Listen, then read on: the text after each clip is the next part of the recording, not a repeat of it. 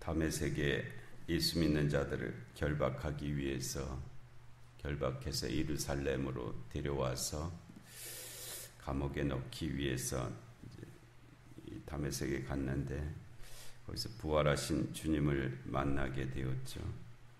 그래서 그가 사흘 동안 보지 못하다가 아나니아를 통해서 세례를 받고 또 눈에서 비늘 같은 것이 떨어져 다시 보게 되었고 또 성령으로 충만케 되는 그런 은혜도 받았고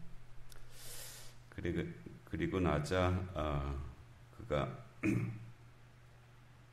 사울이 다메섹에 있는 제자들과 함께 며칠 있을새 즉시로 각 회당에서 예수가 하나님의 아들이심을 전파하기 시작했다. 사울에게도 놀라운 일이었고요. 바울에게도 놀라운 일이었고 또 더 놀란 사람들은 이제 그를 지켜보는 사람들이죠. 아마 함께 갔던 사람들도 바로 돌아가지는 않았을 거 아니에요. 사울과 함께 있었을 것이고 그리고 또 그 다메섹에 있는 그 회당 사람들도 예수 믿는 자들을 결박하기 위해서 이 사람이 왔다고 하는데 갑자기 그가 회당에 들어와서는 예수가 하나님의 아들이시다라고 그리고 또 예수가 그리스도다라고 선포하고 있으니까 이게 도대체 어떻게 된 건가 너무 놀랍고 당혹스러웠겠죠. 그래서 어찌하지를 못하고 이제 그런 상황이었을 거예요. 그런 상황이 어느 정도 되다가 근데 이제 사울도 또 고민이 됐던 거죠. 이제 막 그냥 그 성령으로 충만케 되고 뭐 그때는 이제 그 은혜로 막 회당에 가서 예수가 하나님의 아들이시다, 예수가 그리스도시다라고 전파했는데 자기 스스로도 이게 도대체 이게 뭔가 하는 그런 생각이 이제 들었을 거예요. 평생 그렇게 살지 않았고 유대교의 믿음을 가지고 유태교의 믿음을 가지고 그렇게 살아왔었는데 누구보다도 그것이 옳다고 여겼고 자기가 그 분야에 대해서는 가장 많이 안다고 생각했고 또 바르게 안다라고 생각을 했는데 지금 자기가 전하고 있는 것은 그것과는 다른 것이잖아요. 그 충격을 사울 스스로도 감당이 안 됐던 것 같아요. 도대체 내가 뭔가 이게 도대체 뭔가. 그래서 사울이 택한 방법은 이제 며칠은 그렇게 했는데 내가 좀 더 생각하고 정리할 시간이 필요하겠다라고 그렇게 여겼던 것 같아요. 그래서 그가 다메섹에 더 이상 있지 않고 아라비아로 갔다라고 그렇게 갈라디아서에서 그렇게 되어 있거든요. 아라비아로 갔다. 근데 이 아라비아라는 말이 지금은 이제 사우디아라비아를 우리가 그 지역만을 연상하지만은 이 바울 시대의 아라비아는 보다 넓은 지역을 통칭하는 그런 개념이었습니다. 그래서 아마도 이제 그 이 다메섹과 가까운 지역도 아라비아에 속해 있는 그런 지역이었거든요. 그래서 뭐 이 페트라, 이 요르단이라든지 뭐 이쪽 지역도 다 아라비아에 속해 있던 그런 지역이었습니다. 정확하게 사울이 어디로 갔는지 그 지역은 구체적이진 않은데 하여튼 아라비아로 갔다라고 그렇게 되어 있어요. 간 한 이유도 명기되어 있지는 않지만은 너무나 충격이잖아요. 네. 우리도 삶에 어떤 큰 변화가 있을 때 그 순간은 그거를 받아들이게 되지만은 곰곰이 생각해 보면 이거 어떻게 해야 되는 거야? 내가 이제 어떻게 살아야 되는 거야? 뭐 여러 가지가 이제 혼란스러운 그런 부분들이 있잖아요. 이 부흥회 때 은혜 받은 분들이 막 펄펄 뛰다가 나중에 도로 제자리로 돌아오는 경우가 아주 많거든요. 이 자기가 받은 은혜가 뭔지를 잘 이해가 안 되는 거예요. 그게 또 안에서 정립이 안 되니까 그냥 도로 옛날 습관대로 그렇게 이제 사는 거죠. 근데 우리가 받은 은혜를 잘 자기의 삶에 구현해내는 것, 그게 이제 은혜가 은혜되게 하는 그런 일인데요. 우리도 말씀을 듣고 은혜를 받았다. 도대체 그 은혜를 내가 어떻게 그 은혜를 사용하고 또 그 은혜대로 살아갈 것이냐에 대한 그런 나름대로의 해석과 정리가 되지 않으면 그냥 그게 잠시 있었던 일로 끝나버립니다. 그리고 도로 옛날 생각으로 살아간다. 우리가 사는 게 제멋대로 사는 것 같지만 나름대로 자기 생각대로 사는 거거든요. 자기가 생각해 이게 옳다, 이게 더 가치가 있는 일이다, 이게 먼저 해야 될 일이다, 이게 중요한 일이다, 뭐 이런 것들이 이게 나한테 유리한 일이다, 이런 것들이 다 이렇게 모아져 갖고 나로 하여금 그렇게 말을 하게 만들고 그렇게 행동하게 만들고 뭐 그러는 것들이 뭐 우리가 아무 생각 없이 이랬다 저랬다 사는 것 아니고요. 다 나름대로 이유가 있는 그런 일들이란 말이에요. 근데 그런 것들이 아주 오랫동안 우리 안에 쌓여져 있기 때문에 여간해서는 안 바뀝니다.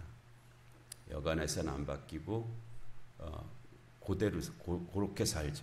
대부분 그냥 자기가 갖고 있는 자기의 쌓여진 생각들, 마음들, 뭐 그런 것들이 이 습관화된 것들 거기에서 벗어나지를 못합니다. 거의 거기에서 왔다 갔다 이제 그렇게 산단 말이에요.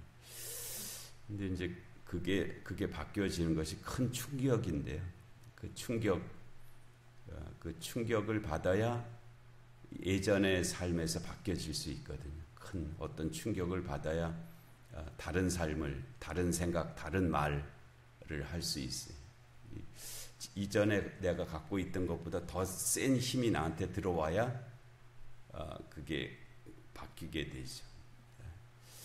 그리고 근데 잠시 그 힘이 내 안에서 작용했어도 조금 지나면 그거는 사라지고 옛날 게 그대로 남아있다. 우리도 막 그냥 울면서 기도할 때는 막 되게 뭐 새롭게 살 것 같고 뭐 새로운 사람으로 살 것 같지만 조금 지나고 나면 그거는 이미 이제 희미해지고 사라지고 옛날 이 습관대로 그대로 살아가죠. 이 습관대로 거기에서 벗어나지 못한. 그래서 그런 일들이 이제 반복되는 그런 경향들이 있어요.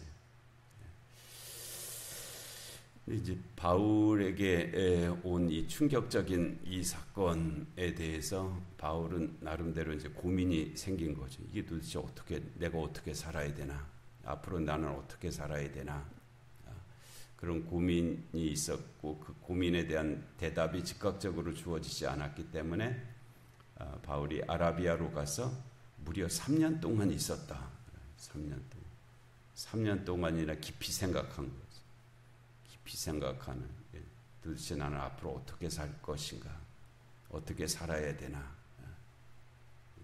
무엇이 옳다고 여기면서 살아야 되나? 무엇을 믿으면서 살아야 되나? 앞으로 나의 남은 생은 어떻게 살아야 되나? 뭐 그런 것들을 깊이 있게 고민한 그런 기간이 무려 3년이나 되었다는.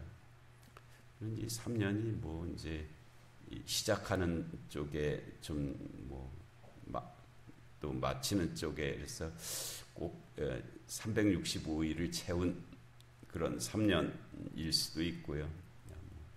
대략 한 뭐 그 정도 기간일 수도 있고 그런데 하여튼 3년 동안이나 있었더니 그것도 참 놀라운 일이잖아요. 예.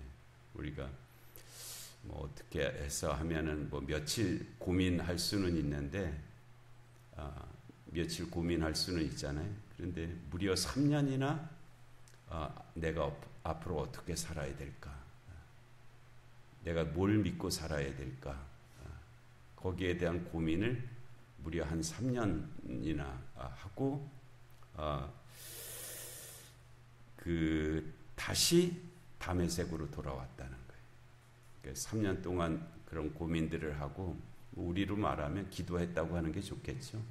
3년 동안 기도하고 나서 사울이 간 곳은 길리기아 다소 고향으로 간 것도 아니고 뭐 다른 어떤 뭐 아테네로 간 것도 아니고 로마로 간 것도 아니고 내가 가야 될 곳은 다메섹이다 해서 다시 다메섹으로 왔다는 거예요.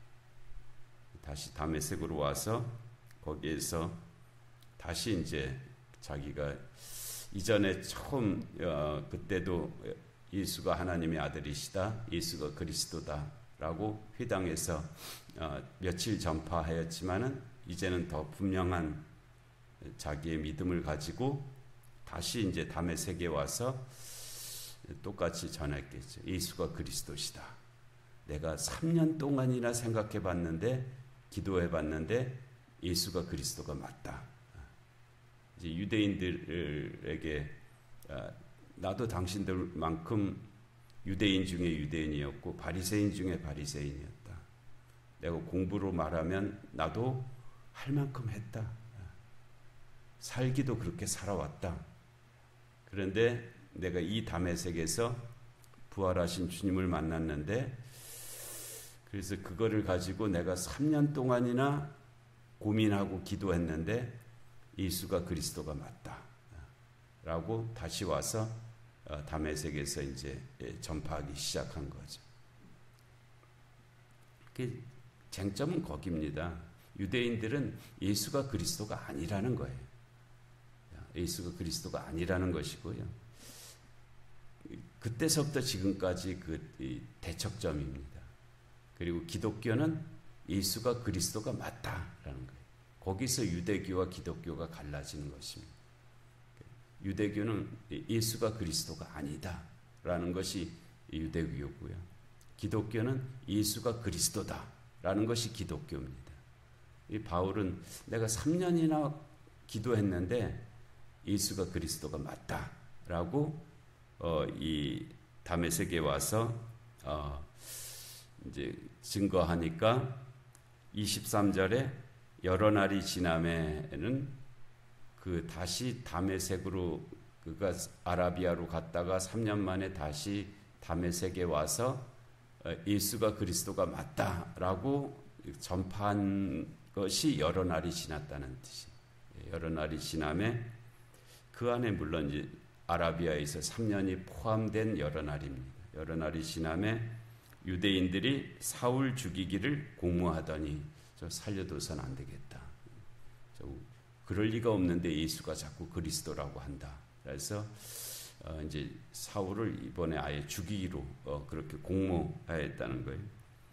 그 계교가 사울에게 알려지니라. 그들이 그를 죽이려고 밤낮으로 성문까지 지켰다. 도시는 지금은 그렇지 않지만 이 당시의 도시들은 다 성으로 둘러싸여 있었거든요. 그리고 출입로는 성문밖에 없었습니다. 그러니까 성문을 지키면 어디를 도망갈 수가 없는 거예요. 나갈 수가 없는. 그래서 성문을 지키고 이제 수색했겠죠. 잡으려고 이제 그랬는데 그의 제자들이 밤에 사울을 광주리에 담아 성벽에서 달아내렸다. 여기서 제자들이란 말이 나오니까 시간이 꽤 경과됐음을 의미하잖아요. 밤에 사울을 광주리에 담아 성벽에서 달아내리니라. 이것이 고린도후서 11장 32절 33절인가요? 거기에 보면은 아레다 왕의 고관이 나를 잡으려고 했는데 뭐 광주를 타고 내가 도망간 일도 있다. 그 고린도후서 11장은 바울이 자기가 당한 고난에 대한 그런 것을 쭉 언급하는데 맨 마지막에 이 얘기를 했어요. 사실은 가장 초기에 그 고난인데 뭐 내가 40에 하나 감암매를 5번 맞았고 3번 태장을 맞고 뭐 하면서 쭉 그 자기가 당한 고난을 얘기하는 끝부분에 아레다 왕의 고관이 나를 잡으려고 뭐 성문을 지켰는데 내가 광주를 타고 고린도 교회에 보낸 편지에도 이 기사를 썼거든요. 그래서 그 아레다는 역사적 인물입니다. 이 헤롯 안디바가 자기 부인을 버리고 그 다른 여자하고 뭐 일이 있었잖아요. 그때 이제 이 세례 요한이 그거 잘못된 일이다 하는 것 때문에 세례 요한이 목배임을 당했잖아요. 그런 사건이 있었는데 그 헤롯 안디바의 첫 번째 부인이 이 아레다 왕의 딸이었습니다. 아레다 왕의 딸이었고 그런 일이 생기자 그 아레다 왕이 헤롯 안디바를 공격하기 위해서 군대까지 출동시킨 일이 있었던 그런 사건이 있었는데 그 아레다 왕이 다스리던 왕국이 나바테아 왕국인데 하여튼 어찌된 연고인지 그 아레다 왕 그 나바테아 왕국이 이 다메섹을 일시적으로 지배하고 있었던 것 같아요. 그러니까 아레다 왕의 고관이 이제 성을 지키는 잡으려고 했던 그런 이제 역사적 정황이 성립되는 것인데, 하여튼 뭐 그런 일들을 통해서 바울을 광주리에 담아 성벽에 달아내렸고, 이제 그래서 그가 이제 예루살렘으로 가는 그런 여정이 시작이 됩니다. 우리가 믿는 믿음 안에 수많은 사건들이 있고요. 또 그 안에서 우리가 기도해야 될 내용들이 있고, 또 우리를 인도하시는 하나님의 섭리가 있는데, 그 모든 일들 가운데 또 우리의 믿음의 길을 가게 하시는 줄로 믿습니다. 은혜로우신 하나님 아버지, 오늘 다메섹에서 있었던 그 계시적 사건을 통해서 저에게 주시는 말씀을 듣습니다. 하나님, 저희들도 주께서 주신 말씀, 은혜들을 깊이 생각하게 하시고 그것이 우리의 삶을 구체적으로 바꿔내는 그런 삶을 살아가게 하여 주시옵소서. 날마다 같은 자리에서 같은 것을 되풀이하는 그런 삶이 이 습관의 삶이 되지 아니하고 그리스도 안에서 새로운 피조물로 살아갈 수 있는 그런 삶들이 되게 하여 주시옵소서. 영육간의 공고한 한우들을 긍휼히 여겨 주옵시고 이 나라 이 민족 가운데 주님의 공의와 정의가 임하게 하여 주옵시고 전쟁과 기근과 질병과 재난의 땅들 가운데 주의 긍휼하심이 함께하여 주시옵소서. 오늘 금요 기도와 주일을 준비하는 일들 가운데 이 새벽의 기도 가운데도 은혜 내려 주시기를 간절히 사모하옵고 예수님의 이름으로 기도하옵나이다. 아멘.